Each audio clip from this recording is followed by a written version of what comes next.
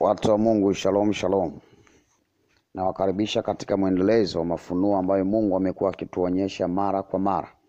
Usahihi wa mambo ambayo wakati mwingine tunakuwa tumeyajua kwa namna tofauti, tunakuwa tumefundishwa kwa namna tofauti kwa muda mrefu. Na leo tuje kuzungumzia swala la unyakuo, habari ya dhiki kuu. Mafundisho mengi yanaendelea kufundishwa na wengi wakiaminishwa kwamba kanisa halitapitia dhiki, kanisa halitapitia shida, kanisa halitapitia mateso, kanisa halitapitia misukosuko yoyote. Je, haya mafundisho ni ya kimungu? Haya ndiyo Yesu aliyoagiza ya kwamba kanisa halitapitia shida, halitapitia mateso? Basi niwakaribishe moja kwa moja tuende kwenye mada kuu ambayo inasema, je, kanisa litapitia dhiki au halitapita? Kanisa lazima lipitie dhiki. Na pia nianze kwa kusema kuna tofauti kati ya dhiki na dhiki kuu. Iko tofauti kati ya dhiki na dhiki kuu. Na kipindi hichi kimeanza lini? Hiyo dhiki imeanza lini? Tutakuja kuzungumza wakati mwingine. Na ilianza anzaje? Tangu mwaka gani? Hata sasa ipo katika hatua gani? Hilo tutakuja kuzungumza kwenye kipindi kingine, kwenye rekodi inayofuata. Lakini hapa nataka nionyeshe tofauti kati ya dhiki na dhiki kuu, na kanisa litapita au halitapita. Dhiki ilishaanza muda mrefu sana, baada tu ya kipindi cha pili kwenye kitabu cha Daniel sura 12 mstari wa 11 na 12. Kuna mafunuo mengi tumefunua hapa kwenye heri ya ngojeaye. Huko ndiko tumeanza dhiki ya kiroho katika miaka hiyo. Lakini dhiki hiyo kimwili, dhiki kuu yenyewe kabisa kimwili, itatokea miaka 7. Lakini hata sasa tupo katika dhiki ya kimungu. Kanisa lazima lipite kwenye dhiki, lakini halitapita kwenye dhiki kuu. Dhiki ni nini na dhiki kuu ni nini? Dhiki ni kipindi cha mateso ya kanisa ambacho lazima kanisa lipite, lakini mateso hayo yatapunguzwa kutokana na uwepo wa kanisa. Tunapozungumzia kanisa, ni waombaji, ni watakatifu, ni waliaji, wanaomba kwa Mungu asubuhi na mchana. Kuwepo kwa watu hawa, hicho kipindi cha mateso ya kanisa kitakuwa kimepunguzwa, kinaitwa dhiki. Na baada ya kanisa kuondoka, hapo ndipo itakuja dhiki yenyewe, itaitwa dhiki kuu. Lakini niwaambie kitu kimoja. Kuna maandiko watu wanayatumia, wanasema kwamba kanisa halitapita. Hiyo dhiki yenyewe ambayo Biblia imesema kanisa lazima lipite, maandiko yanashuhudia ya kwamba haijawahi kutokea tangu kanisa limekuwapo. Niwaambie kitu kimoja. Tuende kwenye kile kitabu cha Mathayo sura ya 24 mstari wa 29 mpaka 31. Utaona matukio makubwa ambayo dunia tangu ianze haijawahi kukutana nayo, na kanisa lazima likutane na hayo matukio kabla halijanyakuliwa. Kwa hiyo kanisa lazima lipitie dhiki. Kitabu cha Mathayo 24 mstari wa 29 nasema, lakini mara baada ya dhiki ya siku zile. Unaona, Biblia imesema baada ya dhiki ya siku zile. Kuna tofauti kati ya dhiki kuu na dhiki. Kile kitabu cha Ufunuo sura ya 7 imezungumza habari ya dhiki kuu. Mstari wa 14 nafikiri imezungumza habari ya dhiki kuu.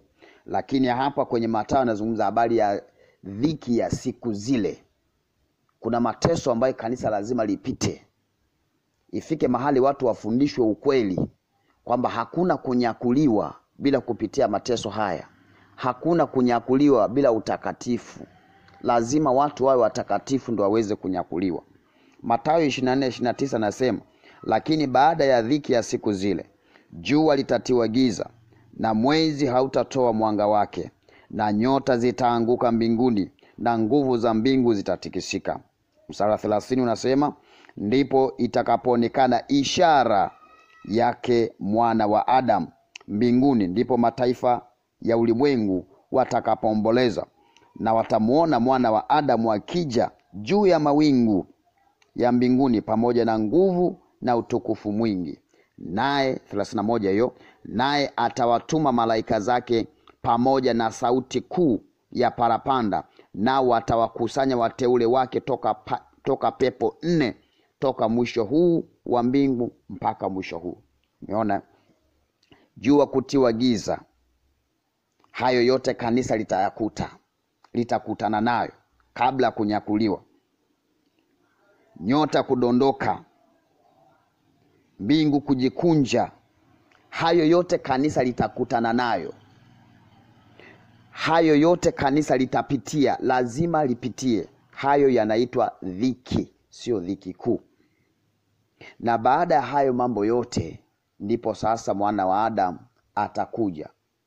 Anapokuja atawanyakua wale wateule, walio watakatifu, walioishi sawasawa na mapenzi yake, waliofuata katiba ya Mungu, sio mapenzi ya wanadamu.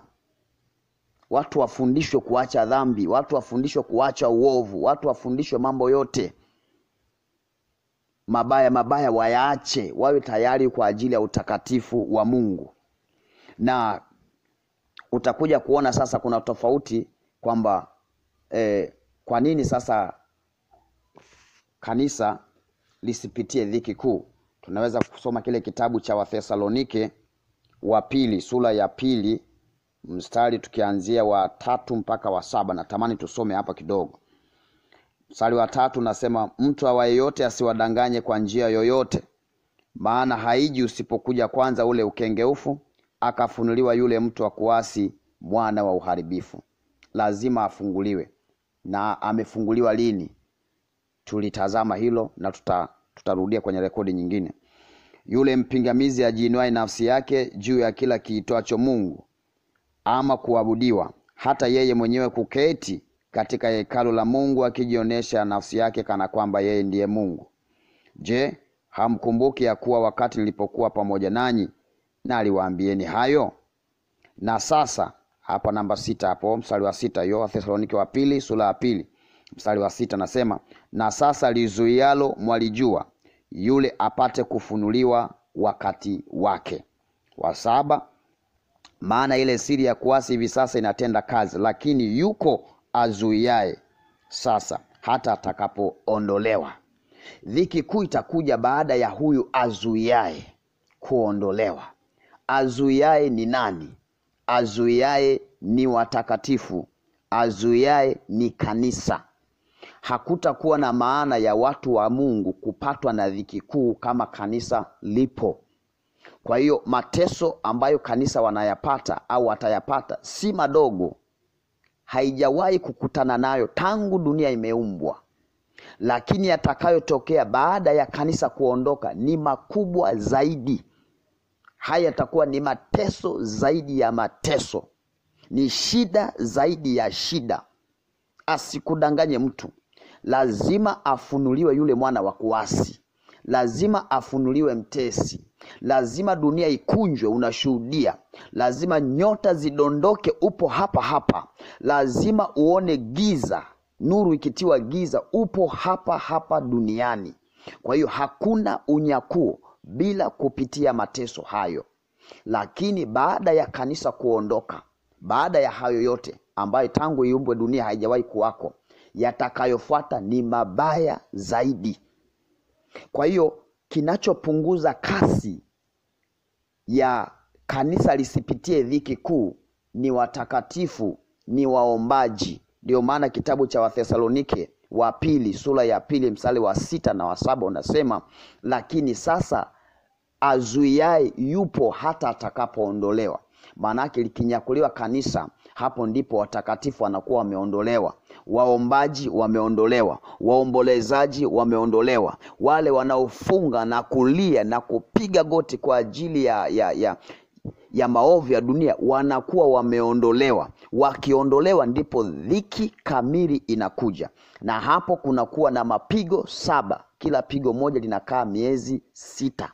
Ndipo kutakuwa na kilia na kusaga meno zaidi. Hiyo ndio tofauti kati ya dhiki na dhiki kuu. Lakini natamani sana watu wajue kwamba kanisa lazima lipitie mateso hayo. Usidanganywe, kanisa lazima lipitie shida hizo. Mungu akubariki sana, uwe na wakati mwema.